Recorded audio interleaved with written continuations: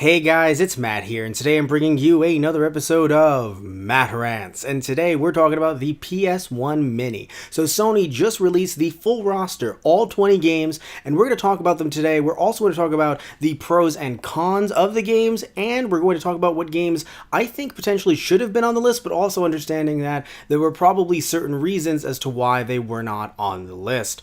Also want to mention as well that I've talked about this before. You can check out that Matt Rants as well. When the news first broke of a PS1 Mini, I talked about it, and funnily enough, it delayed, because it was breaking news, it delayed something else that I wanted to talk about that day, which was the Sega Mega Drive Mini, which has also been delayed until 2019. And I've talked about this so much because of the fact that even though the PS1 wasn't my first console, it was when I was a kid, it was one that I had the most games for. So I really became attached to the PS1. Super Nintendo was my first console. Handhelds, I love the PSP, but I think Nintendo handhelds, at least for me as a kid, definitely won over the PSP.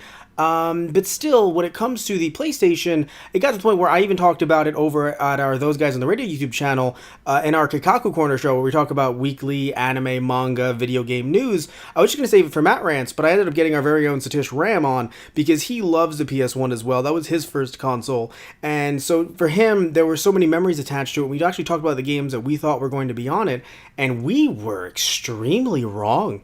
I mean, my God. So maybe you were wrong too. So let's go through the entire list in case you haven't heard it already. So, Battle Arena Toshinden, Cool Borders 2, Destruction Derby, Final Fantasy VII, Grand Theft Auto, Intelligent Cube, IQ, Jumping Flash, Metal Gear Solid, Mr. Driller, Oddworld, Abe's Odyssey, Rayman, Resident Evil Director's Cut, Revelations Persona, Ridge Racer Type 4, Super Puzzle Fighter 2 Turbo, which, yes, it's essentially a puzzle game, but you can tell that the sprites are from Street Fighter, Siphon Filter, Tekken 3, Tom Clancy's Rainbow Six, Twisted Metal, and Wild Arms. I should note, by the way, that's the US side of things. The Japanese side of things does have a few different games here and there, just like with the NES and SNES Classic before them. So the Japanese lineup is Arc the Lad 1 and 2, Armored Core, Battle Arena Toshinden, Devil Dice, aka 11?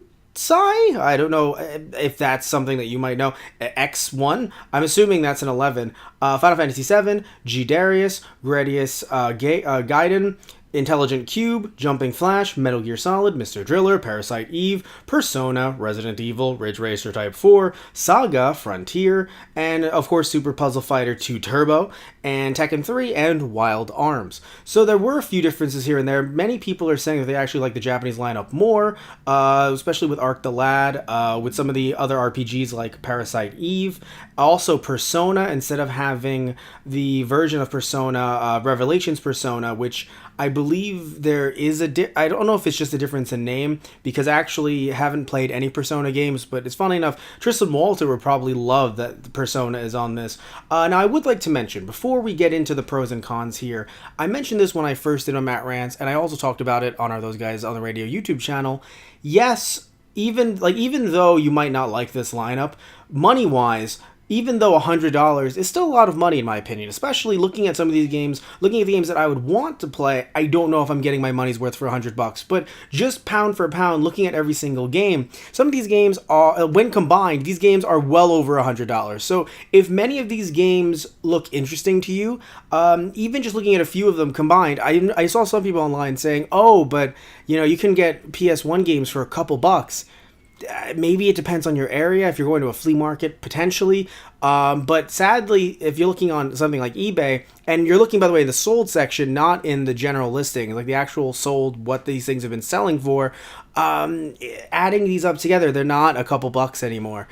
Some of these are $20, $30, $50. I'm going to go through each and every one again, because I did last time for the first 5 that were announced, and I don't want to do it for every single one, because I know they'll take a long time, and of course the video could become outdated literally tomorrow, so I'm not going to talk about every single one's price, but I can definitely tell you that something like Jumping Flash is, depending on how much it's going for, could be 25, could be 50. People are saying that IQ is also very expensive online. Even disc only, it's expensive. So even though I wish it was still like 5-10 years ago when PS1 games weren't as expensive, sadly, supply and demand, all that's catching up. So that is something that we should be fair about, is that all the games do add up to way more than 100. So from that perspective, just from a monetary perspective, you are saving money by getting the PS1 Classic. But looking at some of these games, going down game by game, I understand why Toshinden is actually on the system. It was one of the first PS1 games ever released. I do get it. Cool Borders 2, I wouldn't play it myself, but I hear it's an amazing snowboarding game. So to be fair, I understand why that's on the list. I don't know why Destruction Derby would be on the list over some other razors. I assume they're licensing things, and I'll talk about that a little bit later when I get into each game that I think could have been potentially on it. But I guess maybe Destruction Derby was just easier to get the license for. Final Fantasy VII, duh. It's Final Fantasy VII. We probably should have had another Final Fantasy, to be fair, but it's Final Fantasy VII. Some people were surprised with Grand Theft Auto, potentially because it was Grand Theft Auto 1 and not 2. In general, though, we do have to remember this is not the NES, SNES Classic. This is the PlayStation. There were obviously more mature games on the NES and SNES, don't get me wrong. Of course there were, but I'm talking about the fact that with a game like Grand Theft Auto, with how prolific it was at the time, it would make sense that it's on the PS1 Classic. IQ, funnily enough, I've heard great things about this. I've only played this through my old PS1 demo discs that I've actually played on this channel, Matt Plays PS1 Demo Discs, and when I played it there, I was iffy on it, but it looks very interesting and intriguing. I would love to actually play the full game here. Jumping Flash, never heard of it until I had to cover the actual mini coming out. So I have no idea about Jumping Flash at all, other than people who are also saying that the second Jumping Flash is better than the first. Metal Gear Solid, yeah. Understandable. I don't know why people would question it, although some people were saying, why Metal Gear Solid without the analog controls? But either way, though, it's Metal Gear Solid. Why would you not? When it comes to Mr. Driller, I understand that they want to get, just like the NES and SNES Classic, they want to make sure that different categories are covered, but I feel like they really severely took a hit when it came to both RPGs and fighters, although to be fair, Persona is here, but still, with RPGs and fighters, and also nothing really open world sandboxy, at least as far as I can tell, in the way, like when you look at stuff like Crash Bandicoot, Spyro, Croc even, or some other ones as well that I'll talk about a little bit later. So I don't know why they had to go with Mr. Driller, a game that maybe some of you have heard of, maybe some of you loved back in the day. But I really think that another thing as well that was very underrepresented in this list were shooters as well. Like, I don't understand why there were no shooters. Oddworld, Abe's Odyssey. I've never played Oddworld, but I've heard some great things. So I think that should be on the list. Rayman, I never got into Rayman, but at the same time, I'm not going to say that there isn't a huge Rayman fandom. So frankly, I think that Rayman has a place on this list. Resident Evil Director's Cut, again, no duh. Some people are saying why not the first one or why not the second one, but either way, a Resident Evil game just makes sense. Revelations Persona, that one shocked everyone, even me. I think even Persona fans were like, oh, are we getting, what? Like, I think Persona fans were even confused. So good for Persona fans. I would definitely love to play this on the PS1 Classic. Ridge Racer Type 4, we already knew about that one going into this because that was one of the first 5 announced. Super Puzzle Fighter 2 Turbo, everyone was shocked and was kind of wondering, why did we not get a Street Fighter fighting game? But, I mean, it's just, you only get one shot, but whatever. It's only $100, right? Siphon Filter, which it does deserve its place. I'm pretty sure I played the sequel more so than I did the original. Funnily enough, I never owned the sequel or the original. I'm pretty sure my dad did, but he must have sold it or traded it into GameStop back in the day or something. But recently, oddly enough, Satish Ram got it at a flea market somewhere and was like, "I would like to give you a gift." It was only a couple bucks, and I had the sequel, the Siphon Filter, and it just brought back these memories. And the next game, by the way, on the list is Tekken 3, which I still have Tekken 3, but it's always a fun one to have on the list. I assume they got the rights to use Gon. I would have preferred Tekken 2, but again, it's Tekken, as long as it's not the first Tekken, because the first Tekken was too hard to even be fun. And some of you are going to be like, well, you got to get better, noob.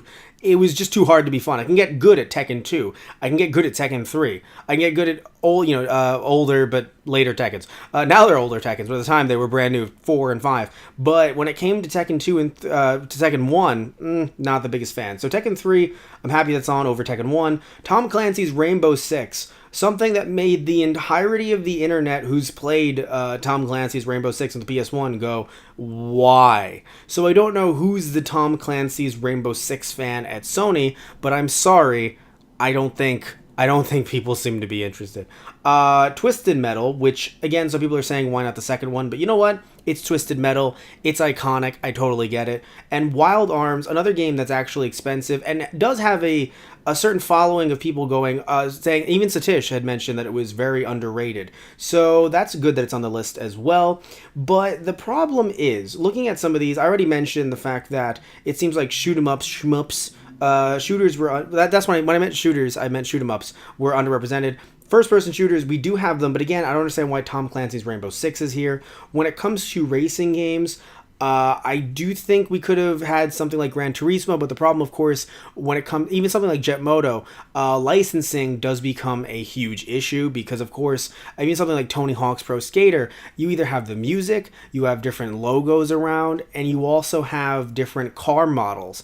And it's just a bunch of weird, it's just a hodgepodge of stuff that sadly makes certain games completely I guess unreprintable. I don't know if that's a real word. It is now, but it is hard to reprint those without having to pay those license holders because no one at the time, even though the internet of course existed, but no one at the time ever thought that something like this would be viable because of course the PlayStation was a thing. Like it was just happening, right? Like same thing with the NES and the SNES. Although of course those came, earlier, but still no one thought one day we will be re-releasing this. It will be 40% smaller and we'll put 20 games on it. You call that person, insane, like to actually think that something like that can happen. But here we are. We have the tech. We have the technology. We can rebuild it. And we have. But let's move on to some of the games that I think should have been on this. So first game, of course, or franchise really is Crash Bandicoot. Another one, of course, Spyro the Dragon. Now, some people have been saying online, hey, but when you have Crash and Spyro, and even something like Castlevania Symphony of the Night, they've made re-releases. Castlevania, of course, with... another... I don't play much Castlevania, but 2 games were released recently on the PS4. Of course, we have the Reignited trilogy for Spyro, and we also have the Insane trilogy for Crash. My problem, though, is this. So, if you're buying a PS4, and you're buying it brand new, you're not going used through eBay, you're going to your local, store, either be it a GameStop or something like that, and you're buying a brand new PS4.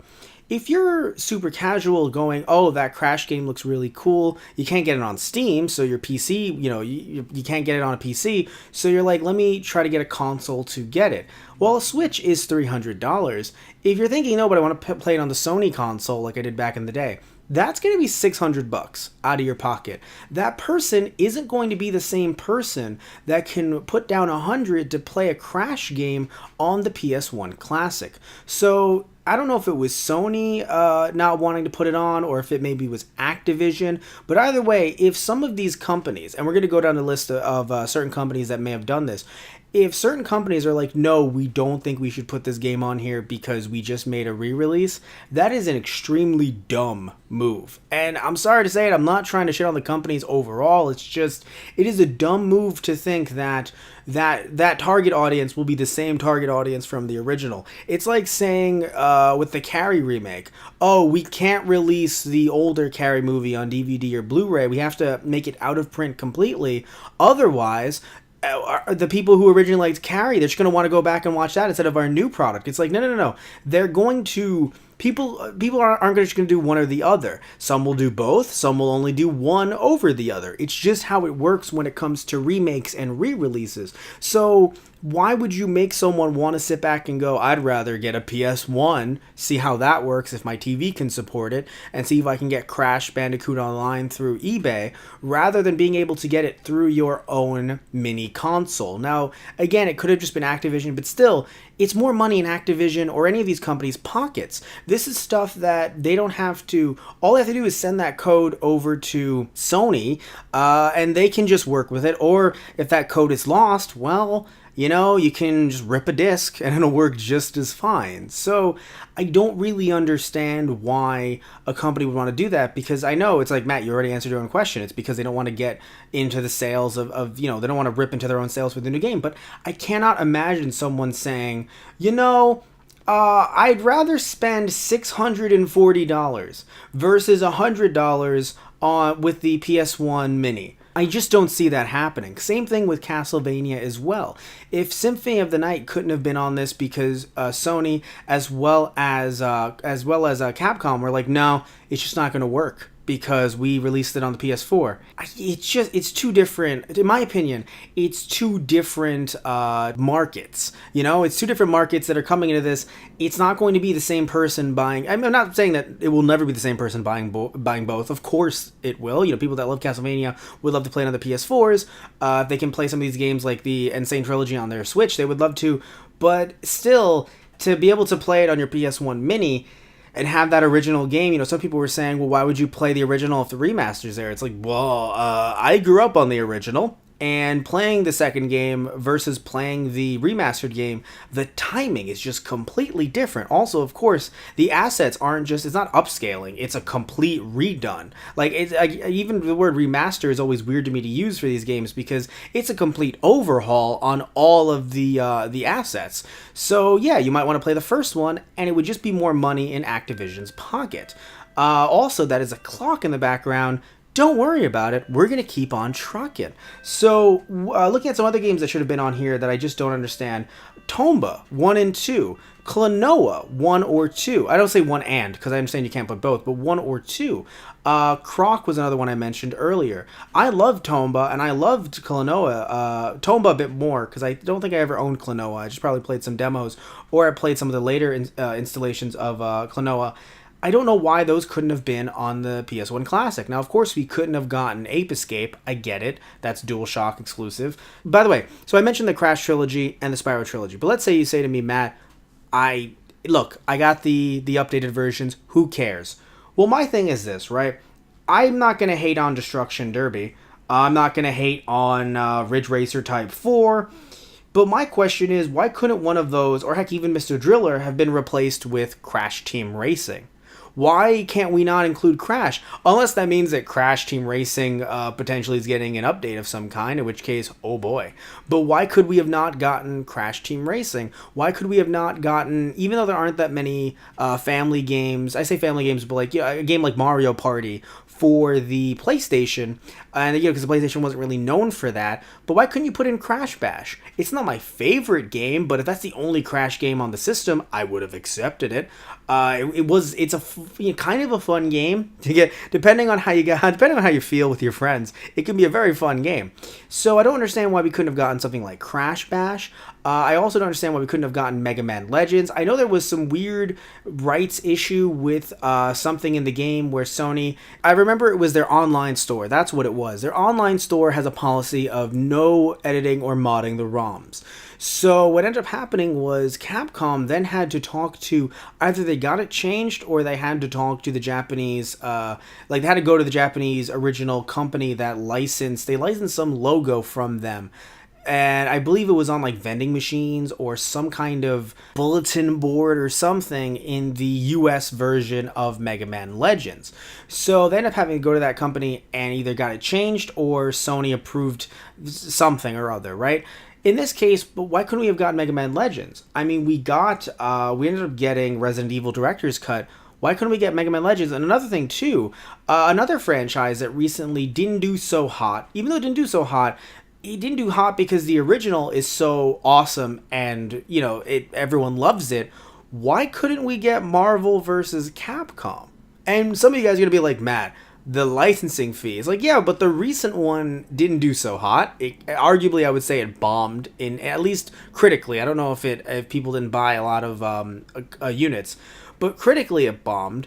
So, and also Disney has bought the rights to, even though it's only movie stuff, but Disney's bought the rights both to Marvel and to Fox as well, even though that Fox deal is still going through.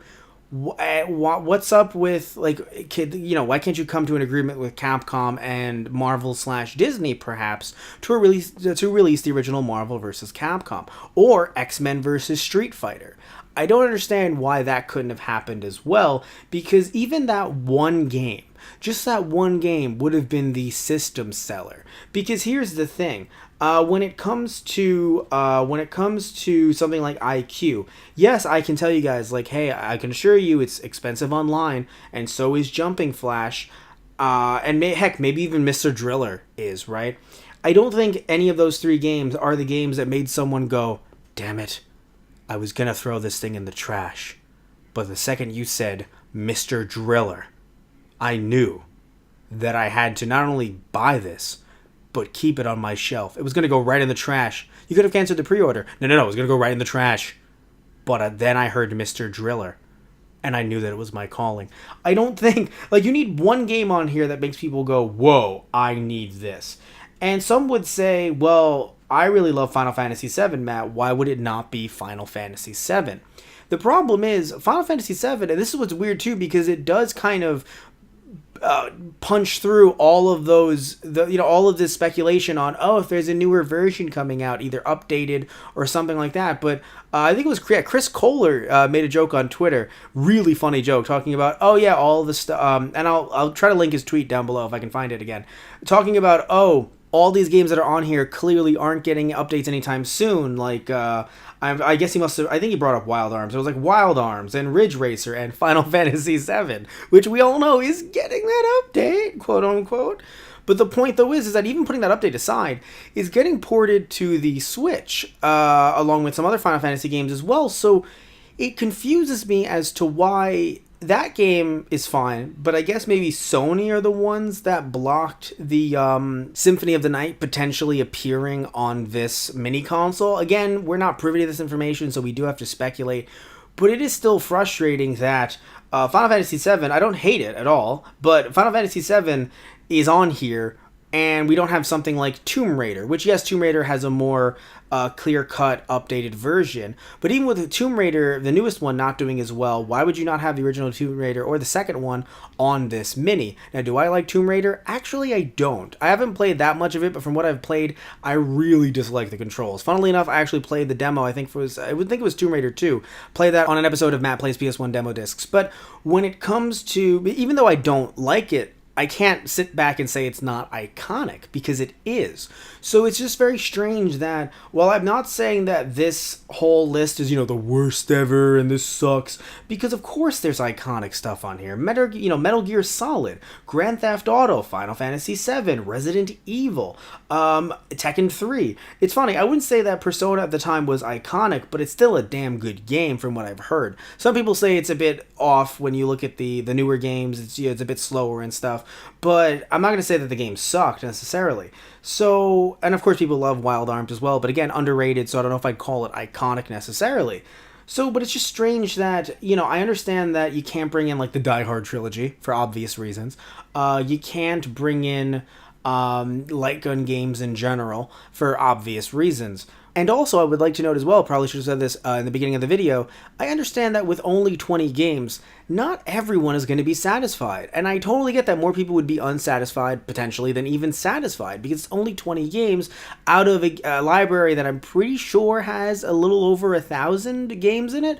So obviously, yeah, not everyone was going to be happy, but there's certain games and certain franchises that people sat back and were like, oh, Crash Bandicoot, that's basically the Mario of Sony.